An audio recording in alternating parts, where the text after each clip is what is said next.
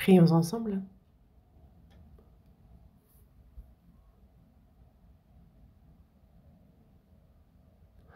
Dieu notre Père, toi qui nous aimes, toi qui es saint et miséricordieux.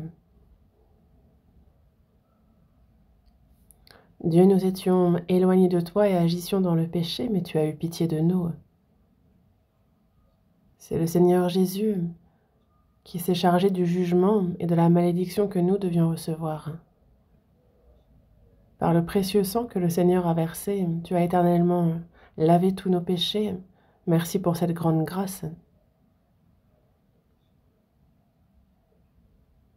Tu nous as fait comprendre cette grande grâce. Par la foi, tu nous as sauvés, fait naître de nouveau. Et tu nous permets d'avoir la vie éternelle. Nous te remercions également de vivre avec cette espérance glorieuse de ton royaume. Tu es avec nous au cours de notre vie. Toujours, tu nous guides dans la vérité.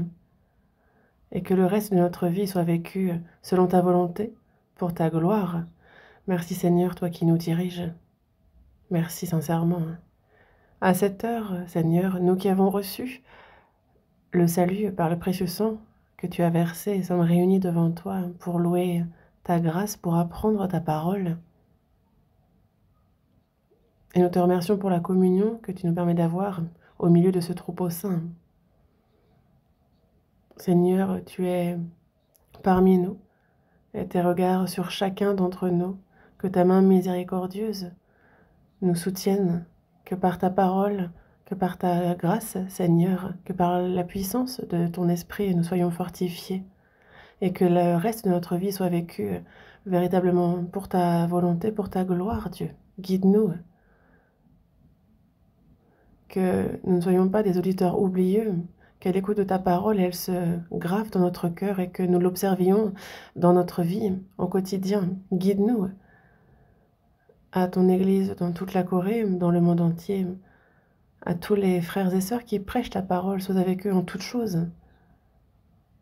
Et que par la grâce qu'il convient, que par ta parole, jusqu'à la fin des temps, Seigneur, que cette mission sainte que tu nous as confiée, que l'on puisse s'en charger jusqu'au bout, que de nombreuses âmes soient sauvées et que tu en sois grandement glorifié. En ton temps, tu nous donnes la parole dont nous avons besoin. Tu nous enseignes la voie à suivre, comment nous comporter. Et à cette heure encore, Seigneur, manifeste ta parole, ta volonté sainte. Et aide-nous à toujours plus la comprendre, la connaître. Guide-nous en ce sens. Nous avons prié au nom du Seigneur Jésus-Christ. Amen. Cherchons dans la Bible le psaume 1. Psaume 1.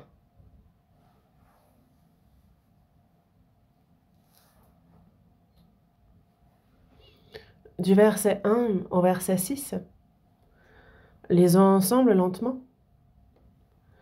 Heureux l'homme qui ne marche pas selon le conseil des méchants, qui ne s'arrête pas sur la voie des pécheurs, et qui ne s'assied pas en compagnie des moqueurs, mais qui trouve son plaisir dans la loi de l'Éternel, et qui la médite jour et nuit. Il est comme un arbre planté près d'un courant d'eau, qui donne son fruit en sa saison, et dont le feuillage ne se flétrit point. Tout ce qu'il fait lui réussit.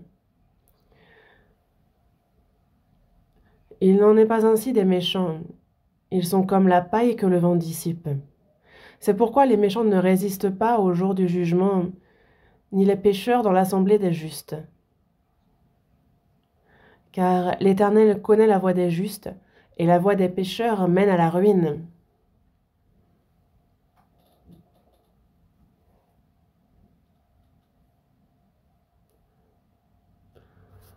On se concentre sur le psaume 1 pour aborder à plusieurs reprises donc le livre des psaumes.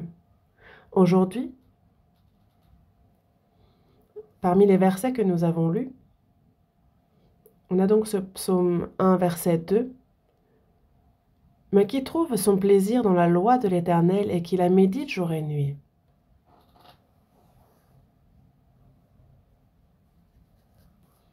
On nous parle ici de la loi,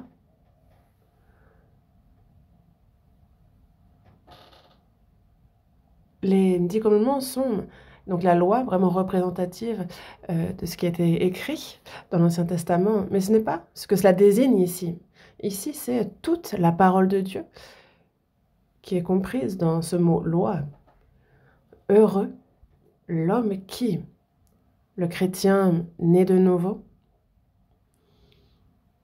celui qui se réjouit en Dieu, qui trouve son plaisir dans la loi de l'Éternel et qui la médite jour et nuit.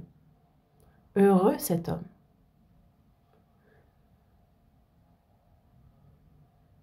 Qui trouve son plaisir dans la loi de l'Éternel, dans la parole de Dieu, et la médite jour et nuit.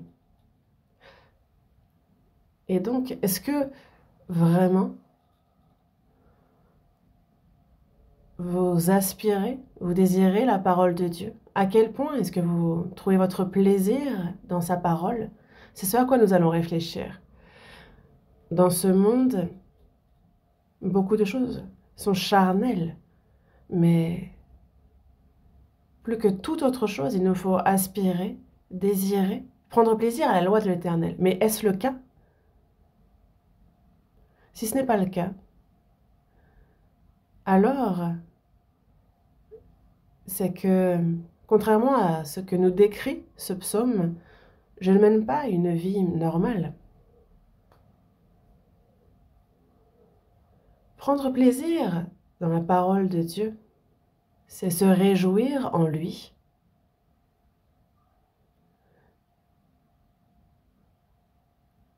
S'approcher de la parole, c'est s'approcher de Dieu. S'éloigner de la parole, c'est s'éloigner de Dieu.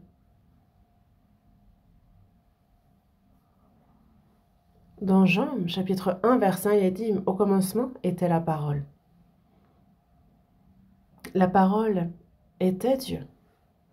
Pourquoi est-ce que Dieu dit qu'il est la parole?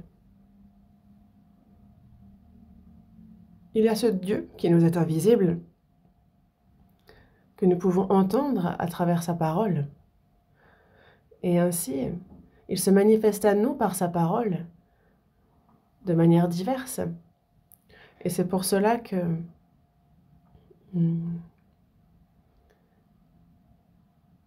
trouver son plaisir dans la parole de Dieu, c'est trouver notre plaisir en Dieu.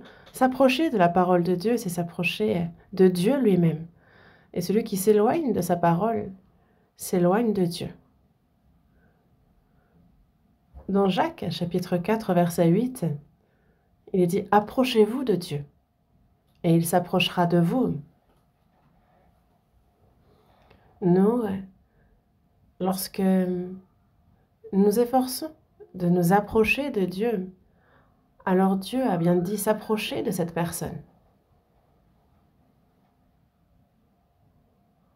Dans le psaume 73, dans le verset 18,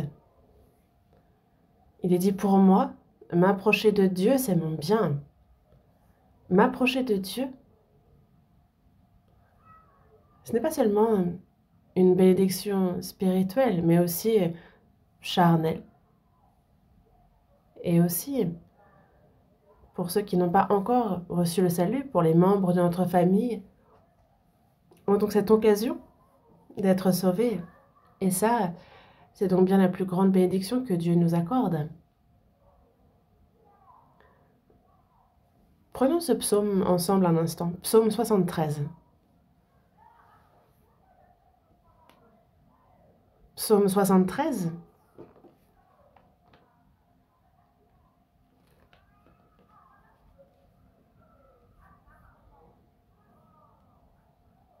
Verset 24. Lisons ensemble. Tu me conduiras par ton conseil, puis tu me recevras dans la gloire. Tu me conduiras par ton conseil, par tes enseignements. Nous, de notre vivant sur cette terre, c'est à travers la parole de Dieu que nous apprenons à le connaître, que nous connaissons sa grâce, et que notre âme a pu ainsi recevoir le salut. Et après notre salut, nous vivons selon sa parole. Et c'est en ça que consiste notre vie de foi. Tu me conduiras par ton conseil, puis tu me recevras dans la gloire.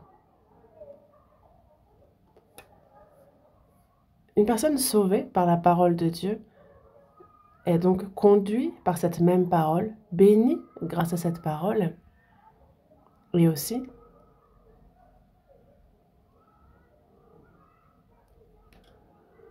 peu de temps après, il est bien dit qu'elle sera reçue dans la gloire de Dieu. Dieu forma l'homme à son image, lui consacra son amour, lui donna son esprit.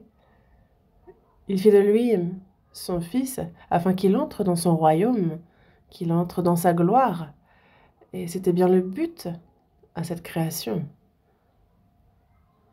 Et ainsi, c'est par la parole que nous sommes sauvés, par la parole que nous sommes conduits de notre vivant sur cette terre, et il nous conduit par sa parole, par son conseil, pour ensuite nous recevoir dans la gloire.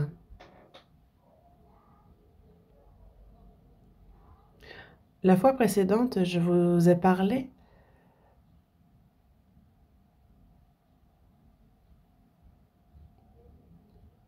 que c'est qu'il nous conduit par sa parole et qu'il nous dirige par elle. Ta parole est une lampe à mes pieds et une lumière sur mon sentier. Dans une nuit sombre, sans lampadaire, alors nous ne pouvons trouver le chemin, nous ne pouvons avancer. Et dans ce monde obscur, en désordre, trouble, dans ce monde sans la parole, alors nous, comment pourrions-nous convenablement mener notre vie de foi? Et c'est pour ça que dans le psaume 119, verset 133, il est dit « Affermis mes pas dans ta parole et ne laisse aucune iniquité dominer sur moi.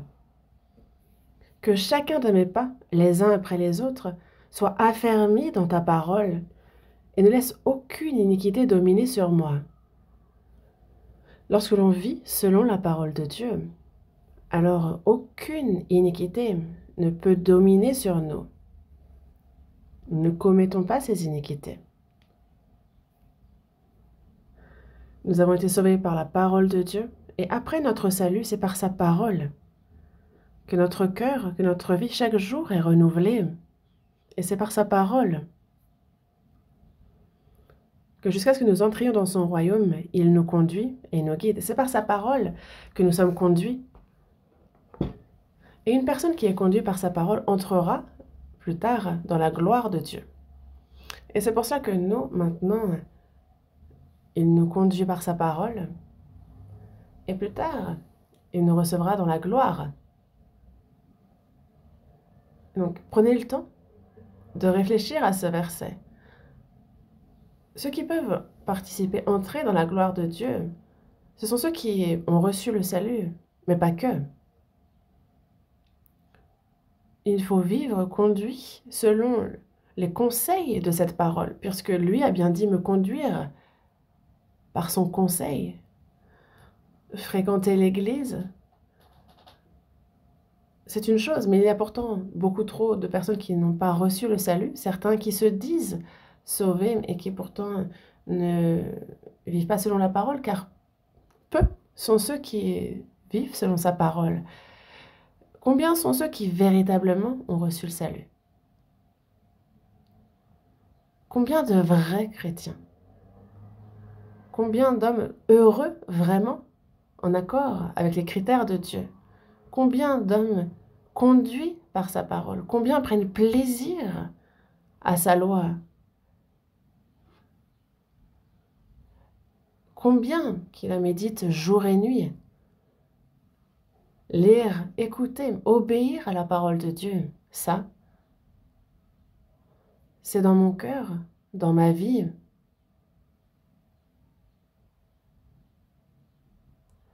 C'est ce qui doit devenir mon but. Nous, après avoir reçu le salut, nous lisons la parole de Dieu, nous l'écoutons, nous la comprenons.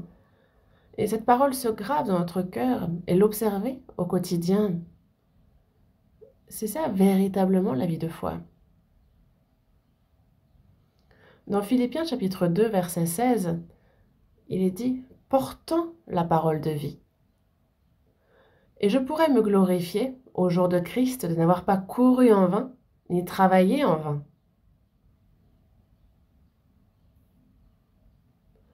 L'apôtre Paul se rend à Philippe, il prêche l'évangile, et les habitants de Philippe reçoivent le salut. Dans Actes chapitre 16,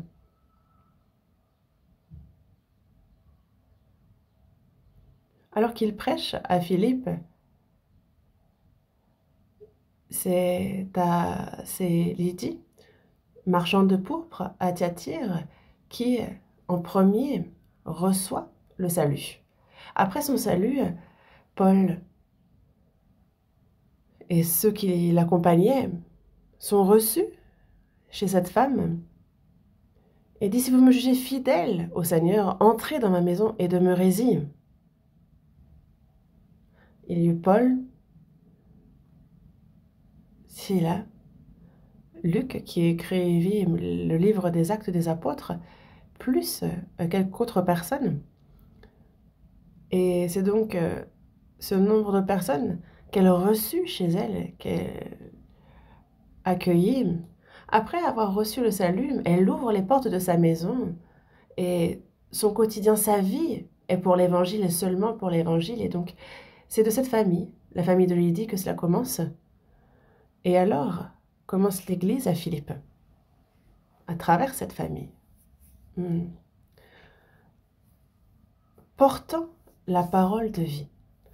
Quand cette parole fut écrite, l'apôtre Paul était lui emprisonné à Rome et envoie donc cette épître, la parole de vie, portant la parole de vie. L'évangile de la grâce de Dieu, cette parole de Dieu qui nous a sauvés, portant la parole de vie.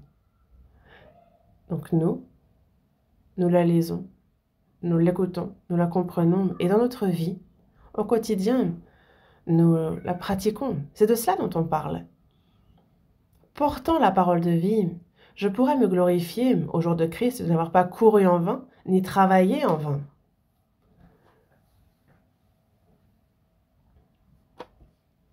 Lorsque l'apôtre Paul prêche à Philippe,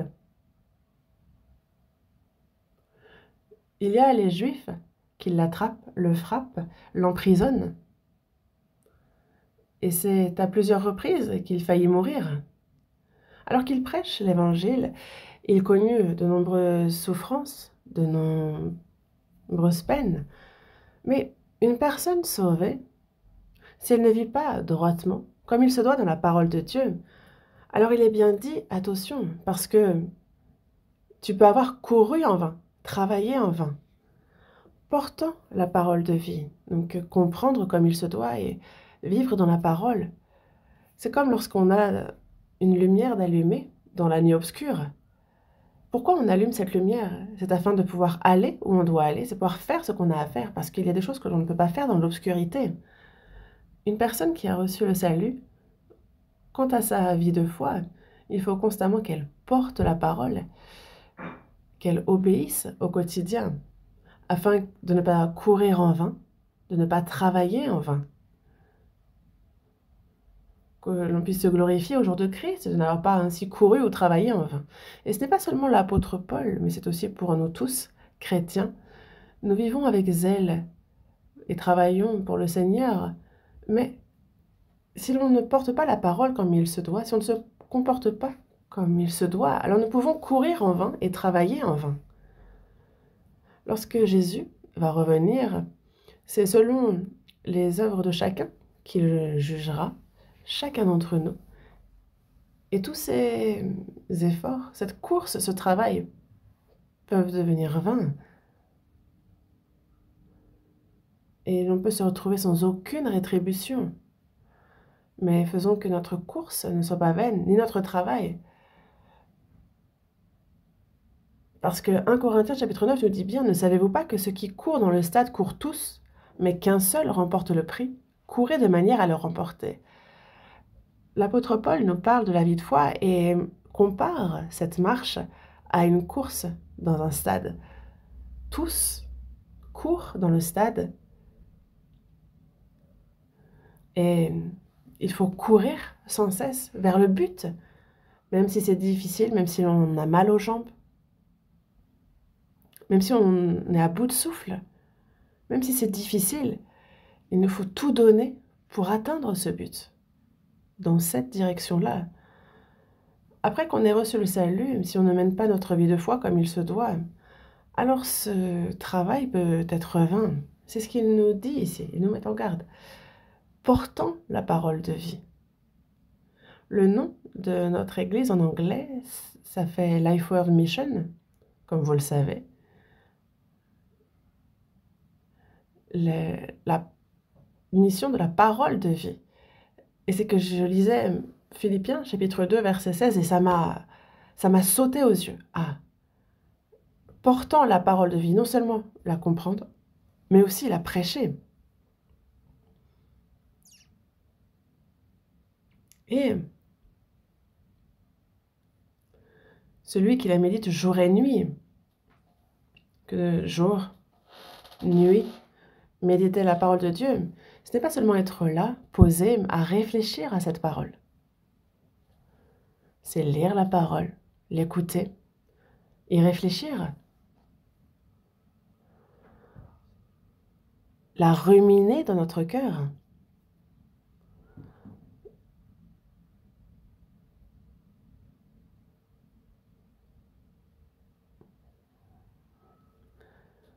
Des fois, ça peut être lire à voix basse, un peu comme marmonner.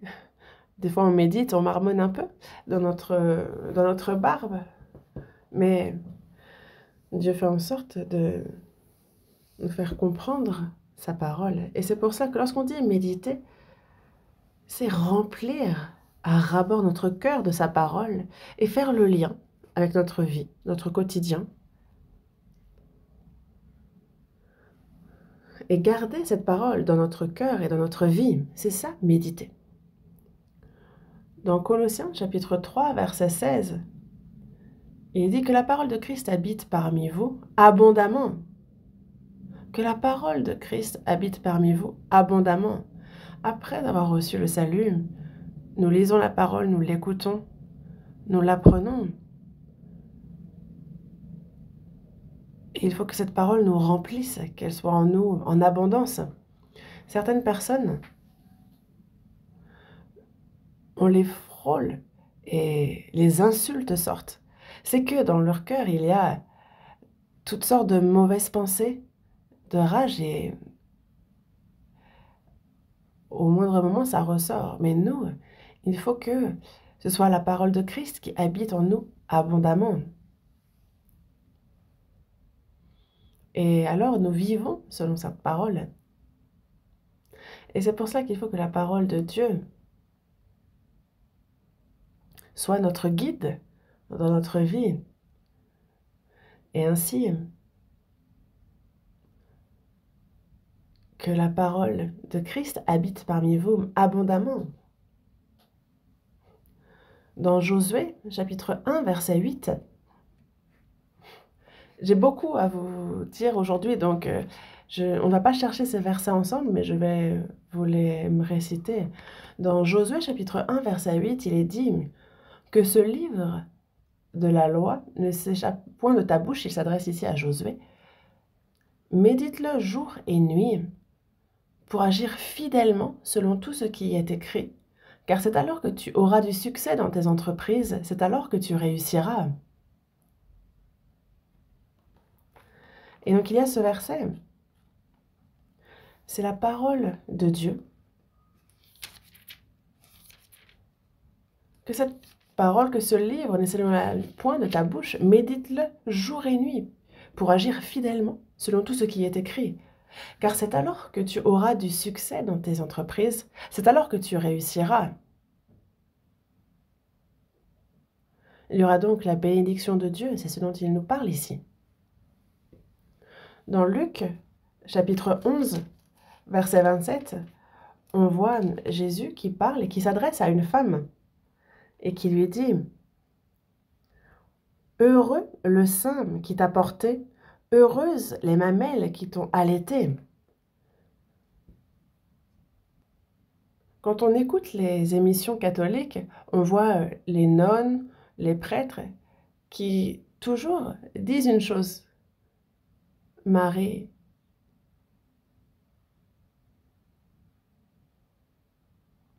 le Fils que tu as mis au monde, Christ. Et ils disent donc, heureux le sein qui l'a porté, heureuses les mamelles qui l'ont allaité. Et donc ils complimentent ainsi Marie. Ils mémorisent cela et le répètent un peu comme une prière. Mais Jésus lui répond, heureux plutôt ceux qui écoutent la parole de Dieu et qui la gardent.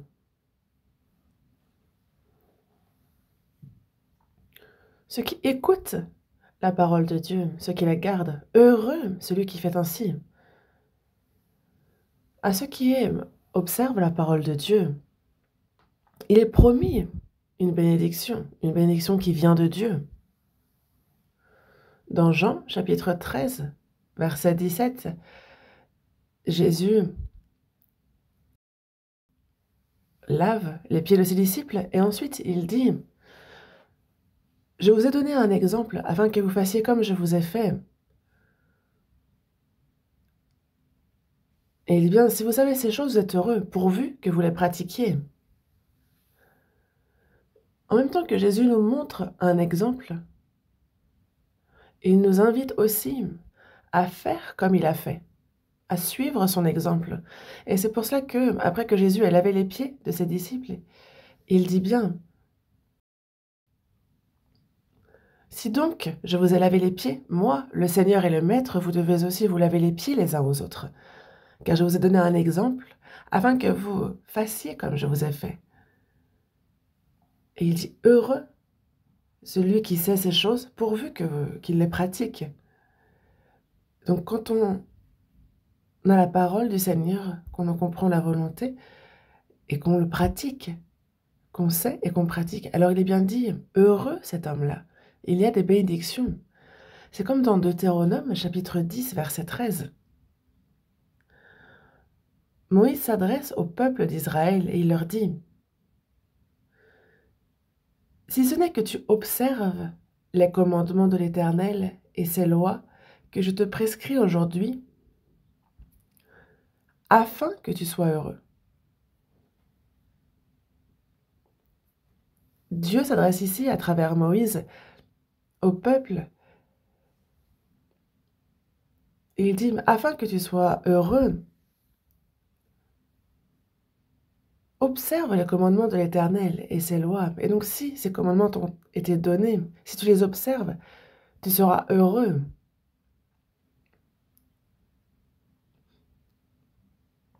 C'est afin que tu sois heureux, que tu observes les commandements de l'Éternel et ses lois que je te prescris aujourd'hui.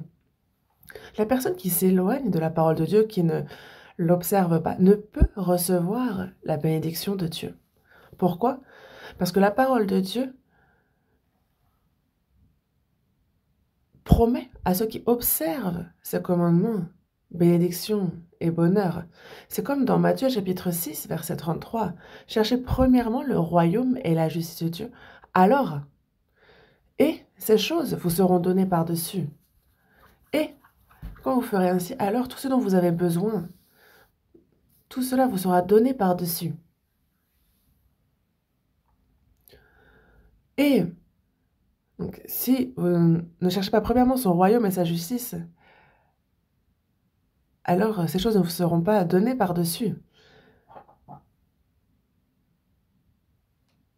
Et la personne qui n'observe pas sa parole, non seulement il n'aura pas de bénédiction, mais dans Luc, chapitre 6, verset 16, Jésus dit bien, « Pourquoi m'appelez-vous Seigneur, Seigneur, et ne faites-vous pas ce que je dis ?»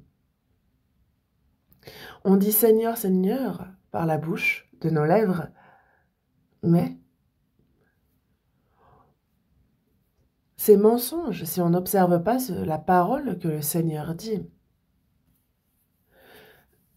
Et ainsi, pour qu'un chrétien soit heureux, pour qu'il soit béni, c'est ce que tout chrétien veut.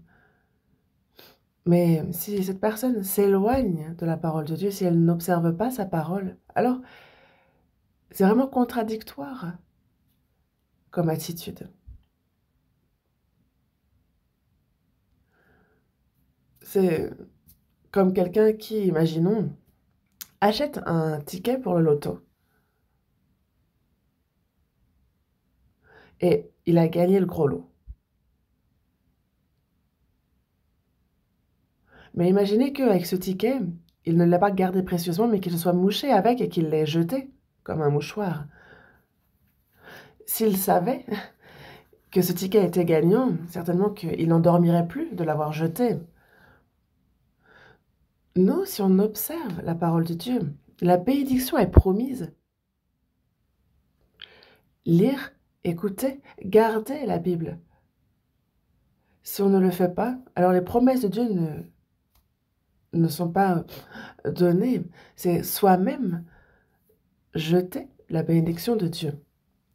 Les gens dans ce monde cherchent par leurs propres efforts, par leurs propres moyens à vivre, mais c'est différent pour le chrétien. En quoi est-ce différent? C'est que le chrétien, ce ne sera ni par ses efforts, ni par la peine qu'il se donne, qu'il mène bien sa vie, non? C'est lorsqu'on observe correctement la parole de Dieu qu'alors nous vivons dans la bénédiction de Dieu.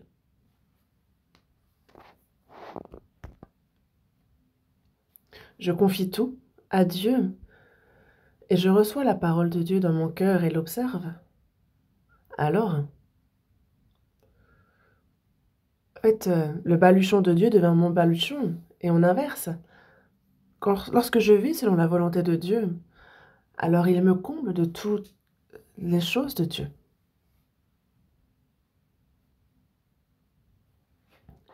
Et c'est pour cela que si le chrétien lit, écoute la parole de Dieu, mais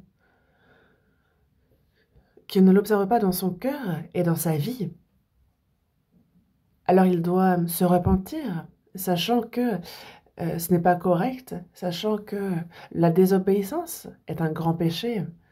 Il doit se détourner de cette voie-là, se repentir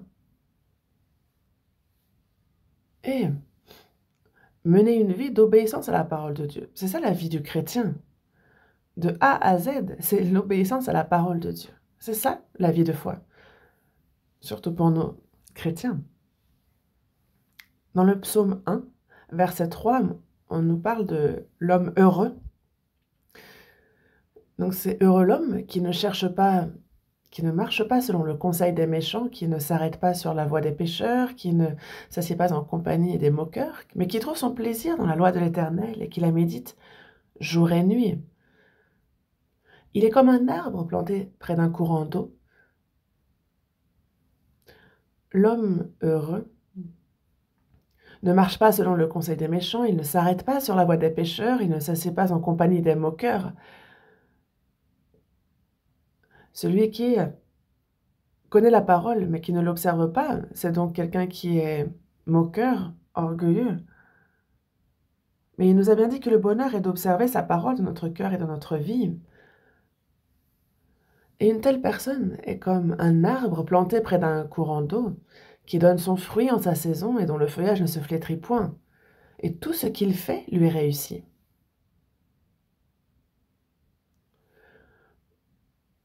La terre de Palestine est une terre aride.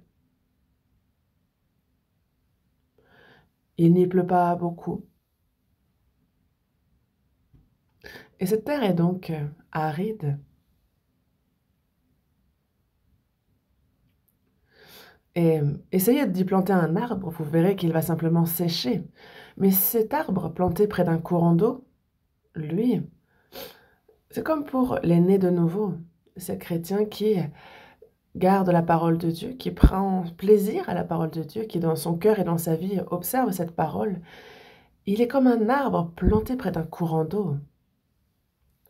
il y a le courant d'eau qui coule constamment. Et donc, lorsqu'un arbre est planté près d'un courant d'eau, aux abords d'un fleuve, d'un ruisseau, alors il est irrigué, il se nourrit d'eau, il va bien pouvoir pousser.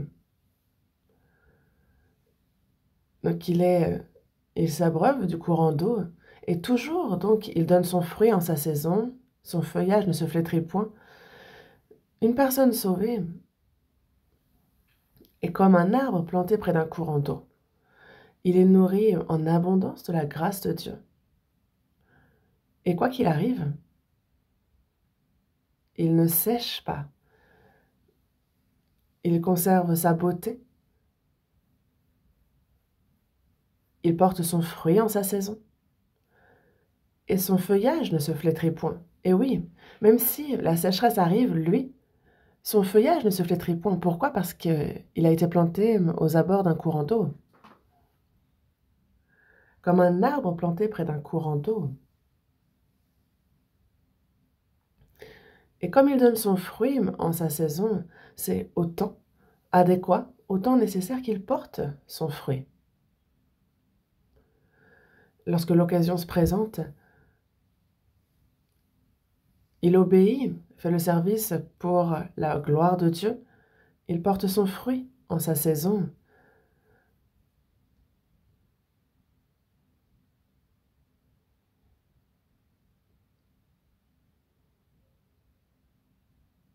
Mais, dans Matthieu, chapitre 15, verset 13, on voit que toute plante que n'a pas plantée mon Père céleste sera déracinée. On a ce verset. Toute plante, donc toute plante a été plantée, mais toute plante que n'a pas planté mon Père céleste sera déracinée. Pour faire simple, il y a ceux qui croient, certes, qui fréquentent l'Église, mais en eux, il n'y a pas la vie plantée par Dieu. C'est un homme qui a planté et non pas Dieu. Parce que Dieu, lui, plante un arbre près d'un courant d'eau. On ne va pas déraciner cet arbre-là. Non seulement il ne sera pas déraciné, mais il ne se desséchera pas, il ne se flétrira pas s'il y a la sécheresse. Au contraire, son feuillage sera toujours abondant, verdoyant. Il porte son fruit en sa saison. Et quand on voit dans le psaume 1, verset 3, on voit que tout ce qu'il fait lui réussit. L'arbre qui est planté près d'un courant d'eau donne son fruit en sa saison.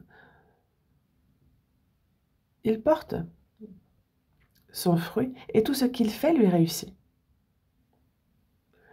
Tout ce qu'il fait lui réussit. On ne parle pas ici de la réussite charnelle, mais de la réussite spirituelle en toute chose. Celui qui se confie entièrement en Dieu, qui reçoit donc sa grâce, son aide, va réussir en toute chose. Donc dans la grâce de Dieu, c'est de ça dont on parle. Celui qui médite la parole de Dieu, qui la garde, quelles que soient les adversités, les souffrances qu'il pourra rencontrer, parce qu'il est guidé par Dieu, au final, il ne va ni craindre, ni avoir peur parce qu'il est dans la grâce, sous la protection de Dieu, comme un arbre planté près d'un courant d'eau. Son feuillage ne se flétrit point, il donne son fruit en sa saison. Donc, quelle que soit la souffrance, les épreuves auxquelles il fait face, Dieu forge cette personne, il la perfectionne. Et donc la foi de cette personne va grandir. Et cette personne-là, donc, va donc en venir à porter des fruits pour la gloire de Dieu. L'arbre planté près d'un courant d'eau, comme son feuillage ne se flétrit point, le chrétien, lui aussi, est heureux Il trouve son plaisir dans la parole de Dieu, mais il la médite jour et nuit, et ça se voit à son visage. Il est toujours en paix, il est toujours radieux, et il se réjouit constamment. Quelle que soit la souffrance et les adversités qu'il traverse, il ne sera ni déçu, ni découragé. Première épître de Pierre, chapitre 5. Prenons le temps de voir ce passage. Première épître de Pierre, chapitre 5, verset 10.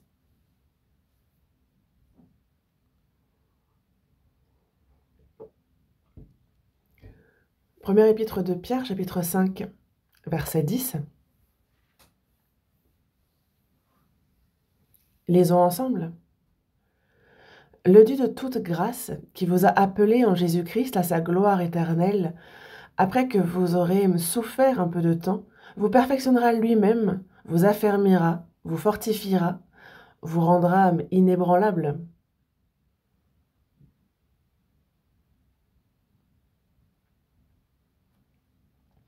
Le Dieu de toute grâce. Nous avons été appelés par la grâce de Dieu. C'est cette grâce qui nous a sauvés. Le Dieu de toute grâce qui vous a appelés en Jésus-Christ à sa gloire éternelle. Il parle ici de notre salut. Et pourquoi nous a-t-il sauvés? C'est afin que nous entrions dans sa gloire éternelle. C'est le but pour lequel il nous a sauvés. Dans Romains chapitre 3, verset 23, il est bien écrit que tous ont péché et sont privés de la gloire de Dieu. Le péché fait que nous sommes privés de la gloire de Dieu. Et que se passe-t-il si l'on est privé de la gloire de Dieu? Donc, au contraire, c'est la honte éternelle et la malédiction que nous recevons.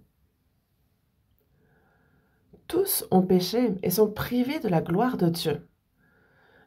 Mais Dieu nous sauve, et la personne sauvée est reconnaissant pour la grâce, vit et mène une vie qui rend à Dieu cette grâce.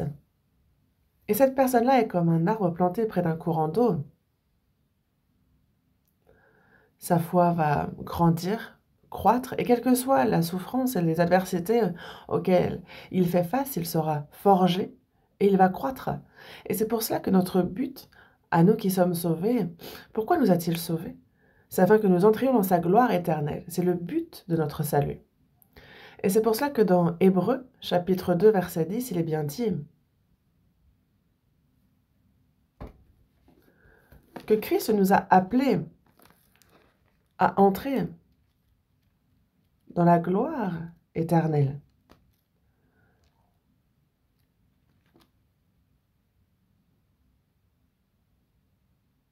Et il est correct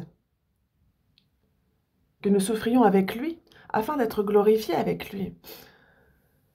Parce que le Seigneur, lui, est mort à notre place, il a souffert pour nous. Et notre salut a donc pour but de nous faire entrer dans la gloire éternelle.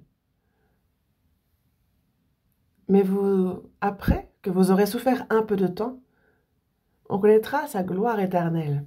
Mais nous, après notre salut, durant notre marche, Dieu est avec nous, il nous guide. Mais il y a bel et bien les souffrances, oui. Il y a la souffrance, les sacrifices. Vous voyez combien les saints qui nous devancent ont souffert eux aussi. Vous voyez combien les apôtres ont souffert pour l'évangile, pour sa prédication. Ils connaissaient les tribulations, ils ont été jusqu'à mourir, mais tout cela est temporaire. Et dans 1 Corinthiens chapitre 6, verset 17, il est bien dit que nos légères afflictions du moment produisent pour nous, au-delà de toute mesure, une gloire. Nos légères afflictions du moment, c'est momentané, c'est présent. Mais ça produit pour nous, au-delà de toute mesure, une gloire éternelle.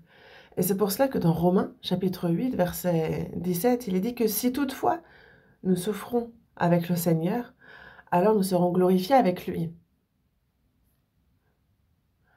Mais nos légères afflictions du moment présent produisent pour nous, au-delà de toute mesure, une gloire. Parce que les souffrances du temps présent ne sauraient être comparées à la gloire à venir qui sera révélée pour nous. Parce que ces souffrances sont momentanées. C'est léger, ce sont des afflictions. Mais la gloire que nous recevons après avoir ainsi souffert est éternelle, grande et surprenante. Donc nos légères afflictions du moment sont là pour manifester. Imaginez qu'aujourd'hui, vous donnez une fourmi que vous avez attrapée et on vous donne un taureau. Bon, on ne voit pas de telles choses dans ce monde, mais Dieu, lui, fait quelque chose de bien plus grand encore. Nos légères afflictions du moment, quand on a compris cela, alors les souffrances que nous recevons durant notre marche pour le Seigneur, alors nous ne sommes pas déçus, au contraire, on y prend plaisir. Parce que c'est temporaire, momentané, présent. Mais lui, justement,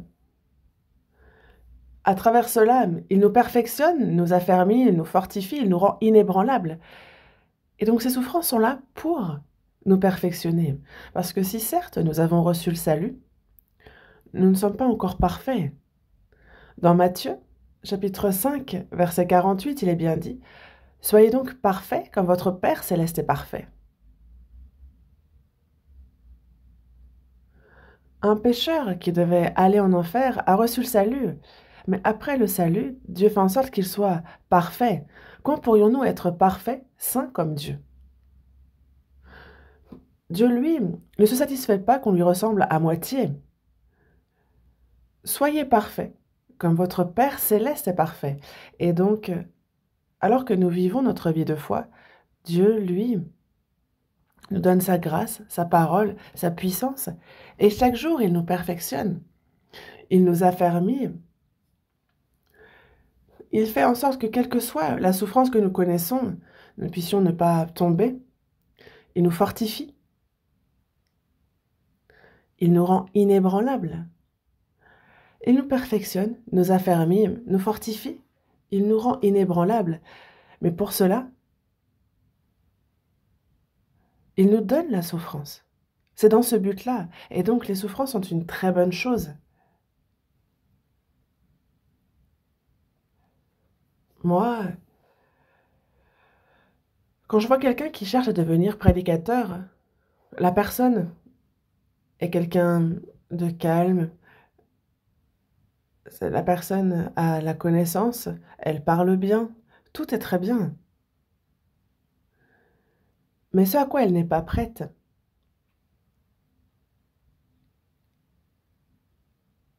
c'est que cette personne n'est pas du tout éprouvée. Comme justement une plante qu'on a fait pousser sous serre, elle est trop faible. Ceux qui ont grandi sans souffrir, à la moindre difficulté, alors ils ne la supportent pas et tombent et disent « Ah, je vais y rester si ça continue ». Et donc non, cette personne ne pourra pas être prédicateur et c'est véritablement dommage. Dieu, lui, c'est par la souffrance qu'il nous exerce, qu'il nous forge, qu'il nous perfectionne et qu'il nous fortifie comme il nous l'a dit. Et donc, vous voyez combien les apôtres ont souffert. Et plus ils souffraient, et plus ils se fortifiaient. Désormais, quelle que soit la difficulté qu'ils rencontrent, ils ne se plient pas. Ils ont été affermis, fortifiés. Et c'est pour cela que les chrétiens sauvés, même au milieu des épreuves, des souffrances, ils se savent forgés, perfectionnés par Dieu. Et c'est pour cela qu'ils croissent dans la foi. Et c'est ce qui fait qu'ils portent donc du fruit en sa saison pour la gloire de Dieu. Christ lui-même a souffert afin que nous puissions aussi entrer dans sa gloire. Il convenait, en effet, que celui pour qui et par qui sont toutes choses et qui voulait conduire à la gloire beaucoup de fils, éleva à la perfection par les souffrances le prince de leur salut. Sachez que pour la gloire, il y a la souffrance. Et lorsqu'on fait face à la souffrance, dites-vous simplement que ce qui devait arriver arrive. Réjouissez-vous. Dites-vous, ah, quelle est donc cette grande grâce que Dieu me réserve? Mais il est dit ensuite que il n'en est pas ainsi des méchants, ils sont comme la paille que le vent dissipe. L'homme heureux est celui qui prend plaisir à la parole de Dieu, qui la médite jour et nuit. Cette personne obéit à la parole de Dieu, et quelles que soient les épreuves, la souffrance, elle se confie davantage en Dieu, et elle va porter du fruit pour la gloire de Dieu. Mais le méchant, lui, il n'en est pas ainsi. Ici, on sépare bien le méchant du juste. Aux yeux de Dieu, une personne sauvée, un chrétien né de nouveau, est donc désormais juste.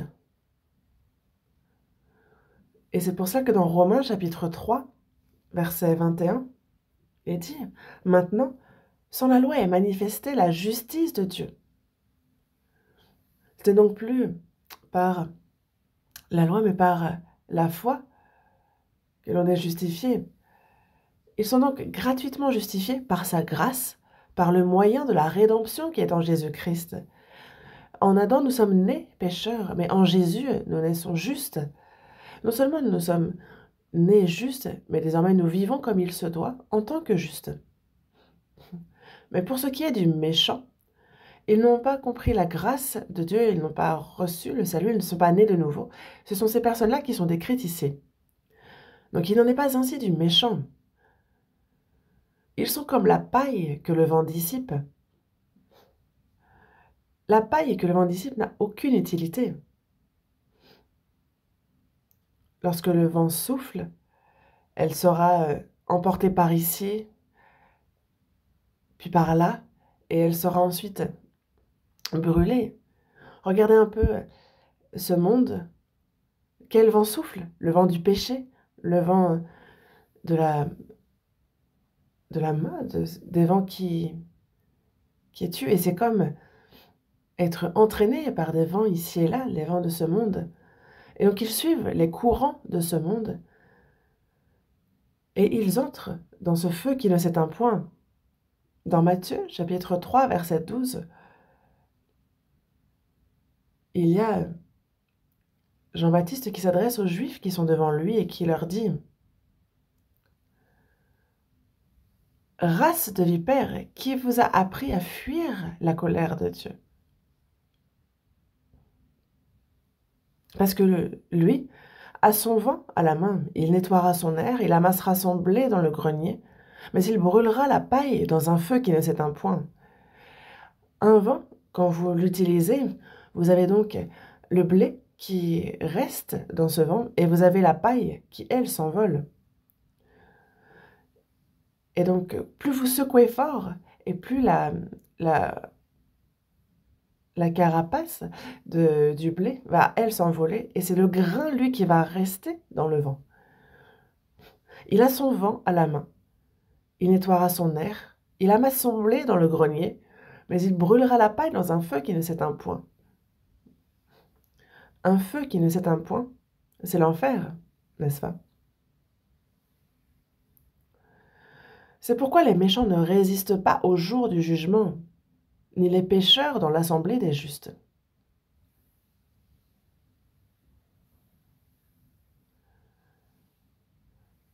Comment un méchant pourrait-il résister au jour du jugement? Comment pourrait-il aussi entrer dans l'assemblée des justes? Les justes, le juste, c'est donc le troupeau des chrétiens nés de nouveau, et il ne peut entrer dans cette assemblée-là. Une personne qui n'est pas née de nouveau ne peut entrer dans le troupeau des saints qui sont nés de nouveau, qui ont reçu le salut. Et sur cette terre, il y a les justes les méchants, qui peuvent se mélanger ici.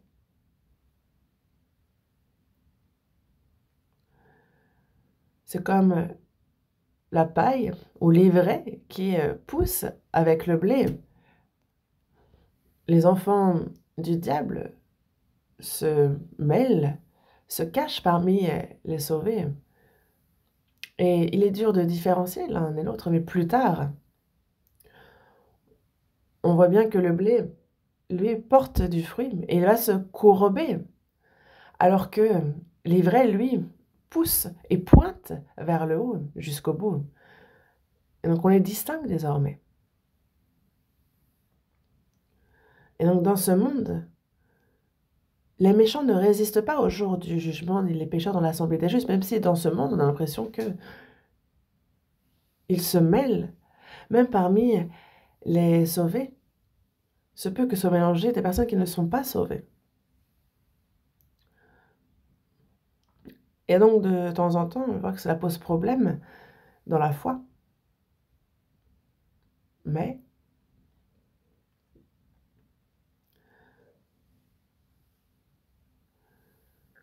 dans l'assemblée des justes au ciel, il n'y a pas un seul méchant qui sera reçu. Ils ne pourront entrer dans son assemblée au ciel.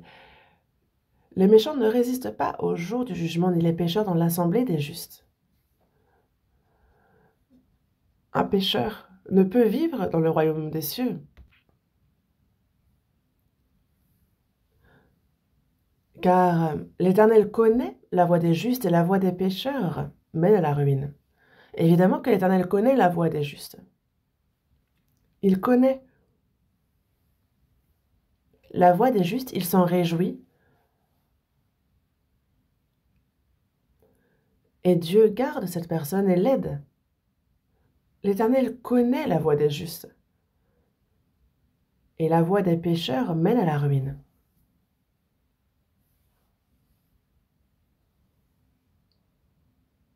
Dans Matthieu, chapitre 7, versets 13 et 14, « Entrez par la porte étroite, car large est la porte, spacieux est le chemin qui mène à la perdition, et il y en a beaucoup qui entrent par là.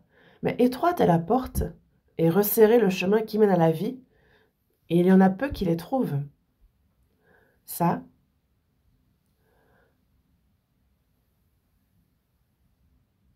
j'ai longtemps cru que la porte étroite et la porte large séparaient ceux qui sont sauvés de ceux qui ne sont pas sauvés. Ce n'est pas faux, mais ce n'est pas correct à 100%.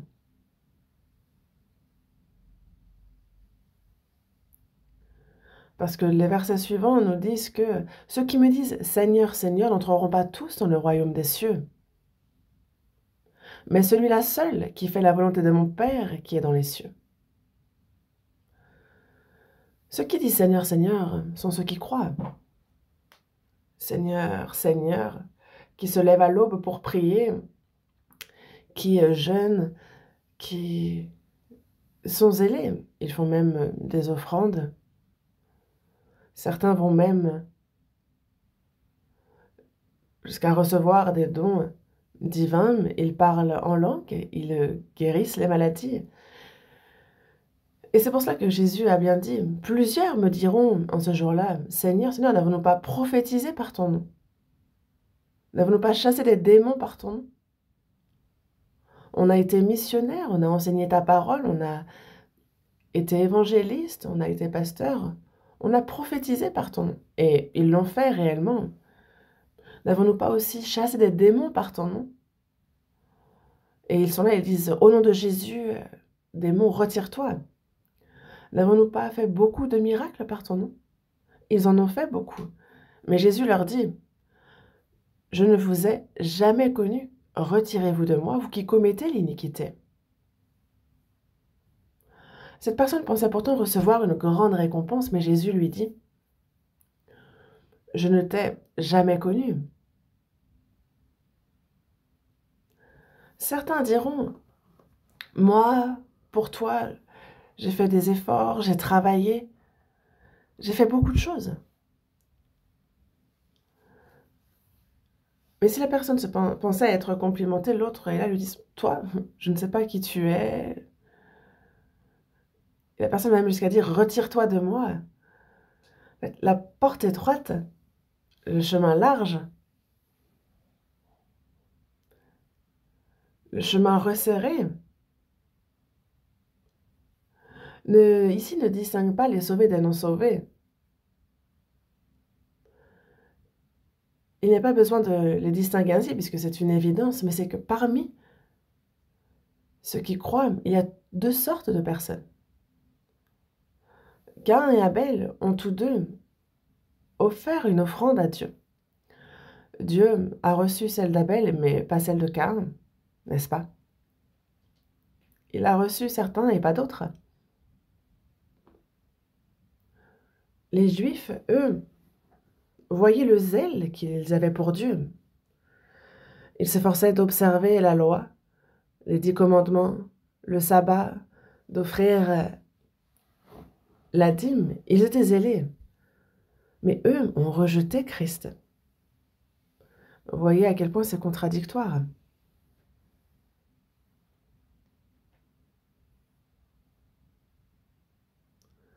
Donc il y a la porte étroite, la porte large. Ça ne discerne pas ceux qui sont sauvés de ceux qui ne sont pas sauvés, mais c'est que parmi les croyants, il y a deux types de personnes. Il y a ceux qui croient et qui vont au ciel, il y a ceux qui croient et qui vont en enfer. Ça paraît contradictoire. Mais évidemment que la foi de ceux qui vont en enfer est une mauvaise foi. Et la Bible nous dit que nombreux sont ceux qui ont cette mauvaise foi, comme dans Luc chapitre 13.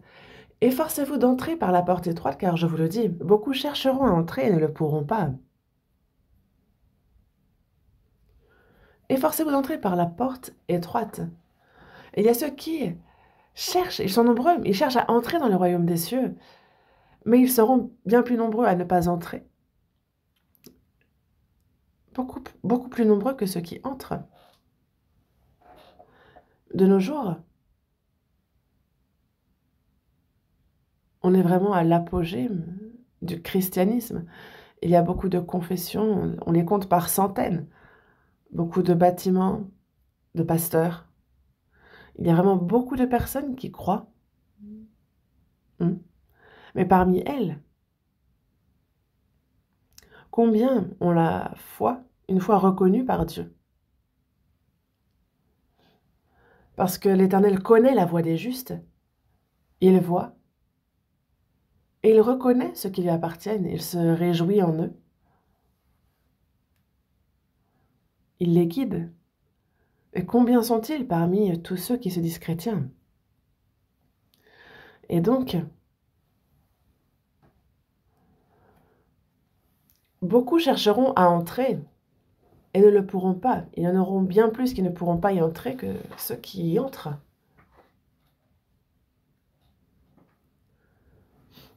L'Éternel connaît la voie des justes. Donc, Dieu connaît les siens. Il les connaît bien. Et dans Matthieu, chapitre 10, verset 30, il est dit que Dieu même compte les cheveux de notre tête. Ils sont tous comptés. Il connaît notre cœur, notre vie. Il observe, il connaît toutes choses de notre vie. Et ce n'est pas tout. Il sait même combien de cheveux j'ai sur la tête. Non mais, nous-mêmes, nous ne savons pas combien nous avons de sourcils. Comment pourrions-nous compter le nombre de cheveux que nous avons? Et ça ne veut pas dire que Dieu est là à compter nos cheveux, cela veut dire qu'il n'y a rien qu'il ignore. Dans le psaume 147, verset 4, il est dit qu'il compte le nombre des étoiles et il leur donne à toutes des noms. Personne ne sait combien il y a d'étoiles dans le ciel. Peut-être il y a des galaxies qui en contiennent des myriades de myriades, sans compter le nombre de galaxies qu'on a. Mais Dieu, lui, compte le nombre de toutes les étoiles qu'il a créées et en plus, il leur donne à toutes des noms. Il n'y a rien que Dieu ignore. Dieu connaît notre cœur. Il observe comment nous vivons. Il sait. Et il est bien dit aussi qu'il connaît le nombre de cheveux que j'ai sur la tête. Dieu n'ignore rien de ma situation. Il observe tout ce qui me concerne, mais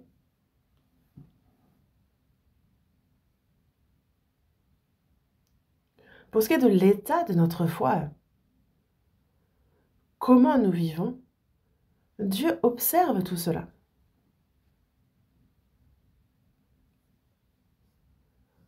Les yeux avec lesquels il nous regarde, il ne somnole pas, il nous observe constamment.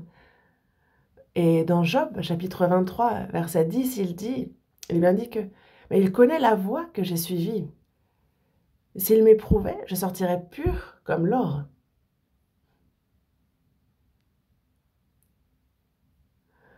Il sait néanmoins quelle voie j'ai suivie. Est-ce que je marche droit ou non? Il sait toutes choses. Il sait si je prends plaisir à sa parole, il sait si je me réjouis en lui. Il sait tout cela. Il sait néanmoins quelle voie j'ai suivie. Et s'il m'éprouvait, je sortirais pur comme l'or. Je vous le disais tout à l'heure, un chrétien sauvé, lorsqu'il marche droitement, afin de nous forger, alors Dieu nous accorde diverses difficultés, diverses souffrances, et c'est au milieu de tout cela qu'il nous perfectionne, qu'il nous fortifie, et qu'il fait ainsi de notre foi et de notre vie de foi aussi. Il sait néanmoins quelle voie j'ai suivie, et s'il m'éprouvait, je sortirais pur comme l'or. L'or pur, c'est cet or qui a été débarrassé de toutes ces scories. Mais sachez que il n'y a pas d'or pur lorsqu'on le récupère au départ. En fait, déjà, on extrait l'or et après, on le met... En fait, j'ai vu comment est-ce qu'on purifie l'or. J'ai vu tout le processus. Et donc, on le met dans certains produits chimiques qui vont aussi être élevés à haute température. Et donc, les scories vont fondre. Donc, ils vont faire que l'or fond comme de l'eau. Et ensuite, ils retirent l'or.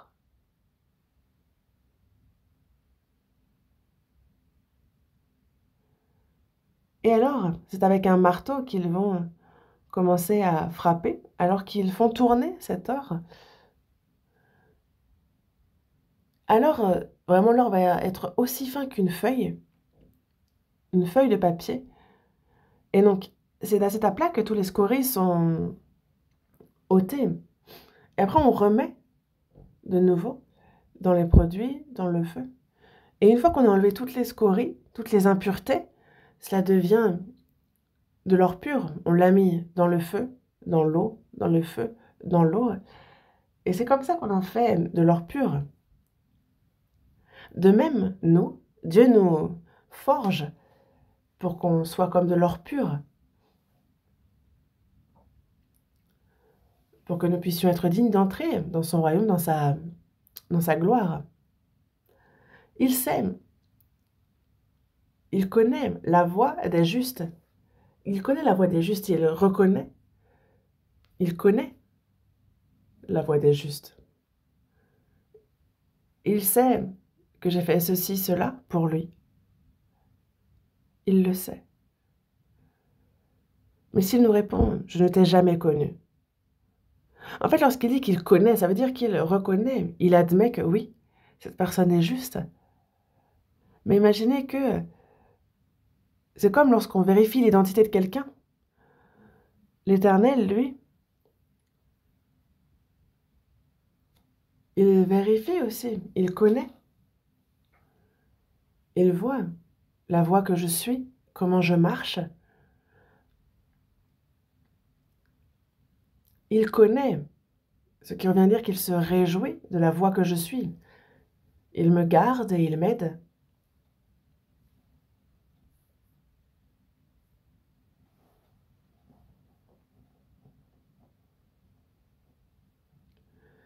Mais le méchant, lui, sa voie mène à la ruine. L'Éternel connaît la voie des justes, c'est une voie qui mène à la gloire, mais la voie des pécheurs mène à la ruine.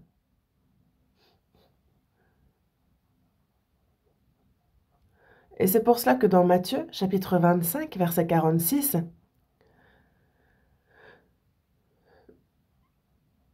il parle de ceux qui... Dans les versets qui précèdent, il dit bien à ceux qui sont à sa gauche, « Retirez-vous de moi, maudits, allez dans le feu éternel qui a été préparé pour le diable et pour ses anges. »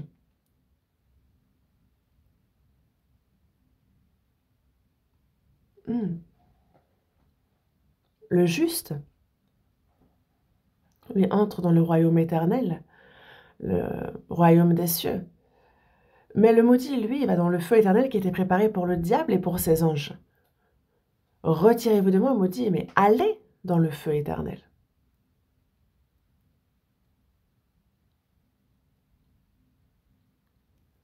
Jésus a aperçu de loin un figuier qui avait des feuilles.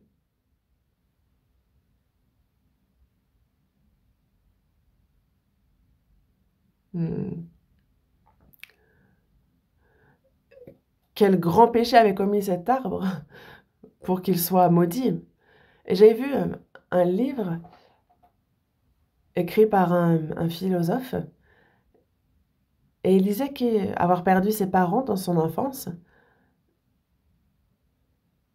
et il a grandi avec sa grand-mère qui était une fervente chrétienne,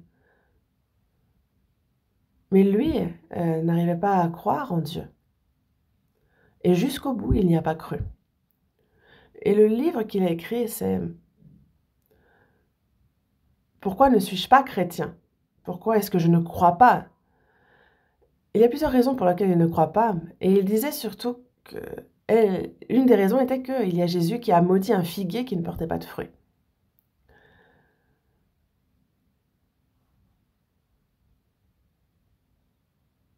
Imaginez quelqu'un qui voit un arbre à kaki et puis qui veut aller en manger, il arrive sur place, il s'approche, il voit qu'il n'a pas de kaki et avec sa hache, il le coupe.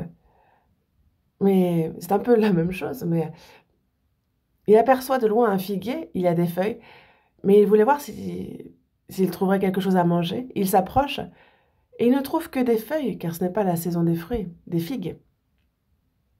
L'arbre en soi n'a pas de péché, mais s'il a maudit cet arbre, ce figuier sans figue, c'est qu'il a donc beaucoup de feuilles.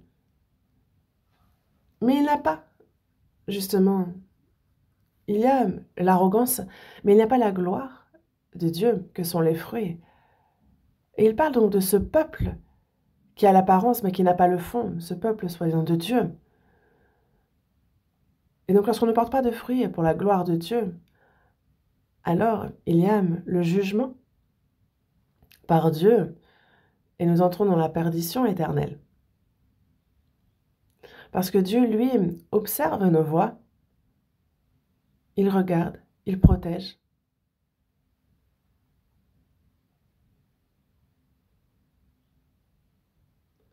Il fait que nous ne connaissons pas le destin. Il fait que nous évitons le destin des méchants. Et c'est pour ça que dans Matthieu, chapitre 25, verset 46, il dit bien que ceux-ci iront au châtiment éternel, mais les justes à la vie éternelle. Le juste va connaître la vie éternelle et le méchant, le châtiment éternel. Et ici, concernant le psaume 1 et l'homme heureux, la question se pose, est-ce que moi, véritablement, je suis heureux selon les critères aux yeux de Dieu? Heureux. Celui qui prend plaisir à la parole de Dieu, qui la médite jour et nuit. On réfléchit à sa parole, on y pense. On la récite, on la mémorise, on la grave dans notre cœur. Et cette parole, la méditer, ça revient à la garder dans notre cœur et la garder dans notre vie. Cette personne-là est heureuse. Et c'est injuste aux yeux de Dieu. Nous, il faut que nous soyons toujours heureux, que nous marchions sur ce chemin-là. Il y a la voie des justes et il y a la voie des pécheurs.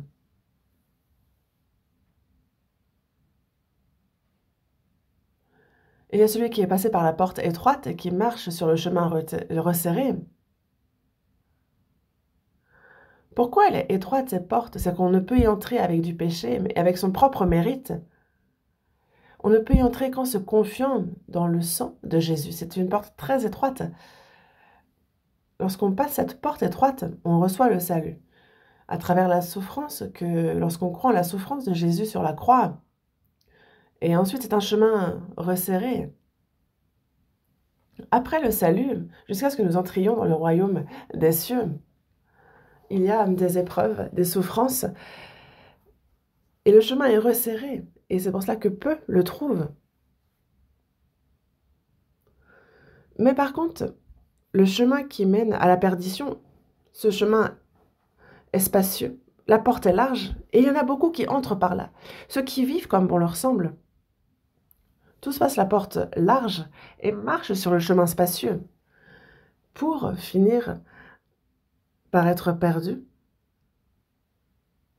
C'est la perdition qui les attend.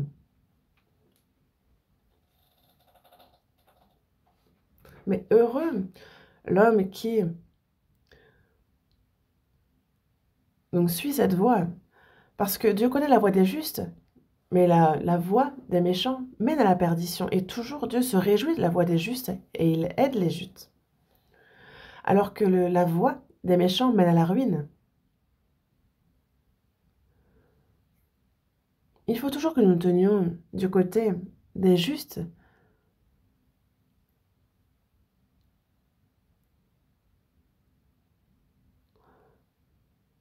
Que nous entrions dans la gloire de Dieu, dans le futur.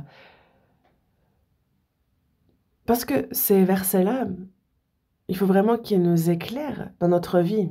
Et que nous, on voit, est-ce que véritablement je suis quelqu'un d'heureux aux yeux de Dieu?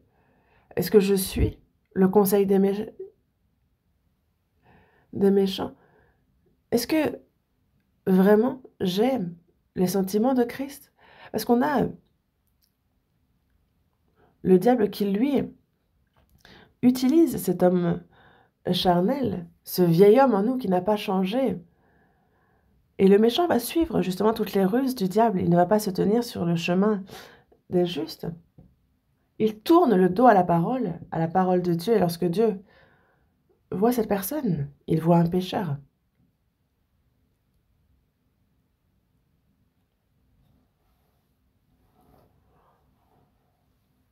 Et il y a celui qui est, même s'il connaît la parole de Dieu suffisamment, il dit, certes, la parole de Dieu dit cela, mais moi, je ne veux pas vivre selon cette parole. Ça, c'est donc quelqu'un qui est moqueur, quelqu'un qui est méchant, orgueilleux. Dans Philippiens chapitre 2, verset 8, Jésus, qui est Dieu lui-même, s'est fait homme et il s'est rendu obéissant jusqu'à la mort.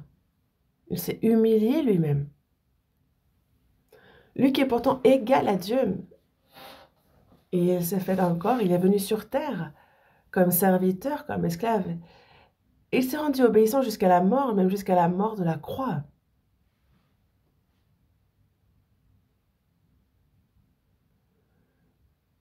Comme Jésus s'est rendu obéissant jusqu'à la mort de la croix, nous aussi, il y a en nous ce vieil homme. Mais nous qui sommes chrétiens sauvés, il faut que, guidés par le Saint-Esprit, nous suivions la volonté, ce qui est agréable à Dieu, et que nous menions ainsi notre vie comme juste sur le chemin des justes. Parce que le chemin que je suis, est-ce bien le chemin des justes? Parce que si ce n'est pas sur cette voie-là que je marche sur la voie des méchants. Alors que Dieu connaît la voie des justes, Il la connaît, il reconnaît la voie que suit les justes. Il s'en réjouit, il protège alors. Jusqu'à ce qu'on entre dans son royaume, il nous gardera.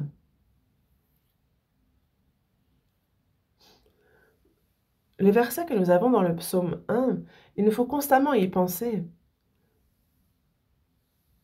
Et on l'a déjà lu plusieurs fois ensemble. Il est court, ce chapitre. Vous les avez tous mémorisés par cœur, non?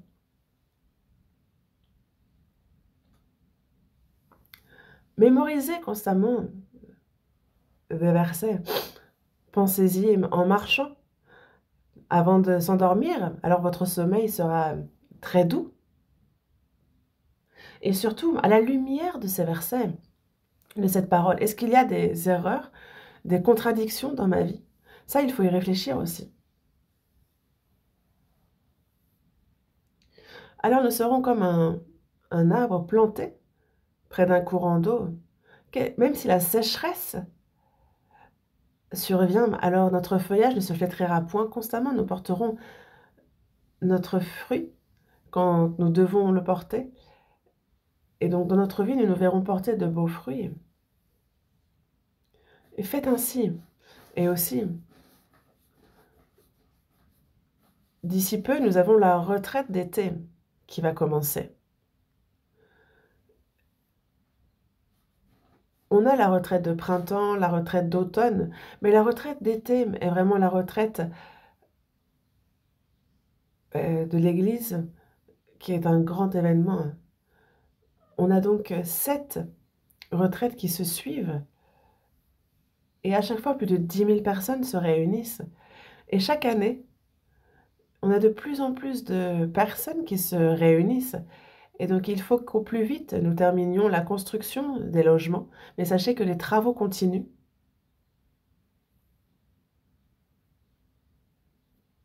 Et nous qui avons premièrement reçu le salut, il nous faut avoir un même cœur, prier ensemble, prêcher l'Évangile, pour que de nombreuses âmes puissent recevoir le salut, que l'œuvre de Dieu s'accomplisse. Et c'est pour ça que la retraite d'été, ce n'est pas seulement les pasteurs, les évangélistes, des personnes en particulier qui évangélisent, mais c'est tout le monde qui prêche. N'oubliez pas que tous nous sommes ceux qui prêchent la parole. Nous faisons tous. Nous avons tous des métiers différents, mais nous avons en commun que notre vie est là pour la prédication de l'Évangile. Donc gardez ça en tête. Et alors Dieu ajoutera chaque jour ceux qui sont sauvés à son Église. Et c'est vraiment au cours de la retraite d'été qu'on voit le plus grand nombre d'âmes être sauvées. C'est parce que il y a ceux qui ont reçu le salut avant, qui sont ardents dans leur prière et qui justement unissent leurs forces. Et il y a obéissance et sacrifice qui sont absolument nécessaires. Mais pour que de nombreuses âmes soient sauvées, comme il est dit dans Jean chapitre 15, verset 8, « Si vous portez beaucoup de fruits, c'est ainsi que mon Père sera glorifié et que vous serez mes disciples. » Lorsque de nombreuses âmes sont sauvées, alors Dieu est glorifié. Et cela témoigne que nous sommes disciples. Donc, prenez-y-vous à l'avance, priez pour ceux que vous voulez inviter, préparez-vous à cette retraite et faites en sorte de pouvoir venir accompagner par ces âmes. Prions ensemble. Dieu notre Père, toi qui es miséricordieux, lorsque nous ne te connaissions pas, c'est toi en premier qui nous as aimés. Et c'est Jésus qui est mort à notre place, qui versa son précieux sang pour éternellement laver nos péchés et fait que nous n'avons plus à recevoir ni le jugement ni la malédiction. Merci pour cette grâce qui nous a sauvés. Notre corps, notre âme, notre esprit, tout a été racheté au prix de ton sang, Seigneur, et nous t'appartenons. Que notre vie puisse être vécue seulement pour ta volonté, pour ta gloire, et que nous puissions vivre en obéissant à ton évangile. Guide-nous en ce sens, et que tous les frères et sœurs puissent être toujours plus fortifiés, parfaits, renouvelés par la puissance de ton esprit. Et à ces nombreuses âmes qui n'ont pas encore reçu le salut, qu'on leur prêche l'évangile, qu'on témoigne de toi et qu'ils puissent être sauvés. Accomplis ton œuvre.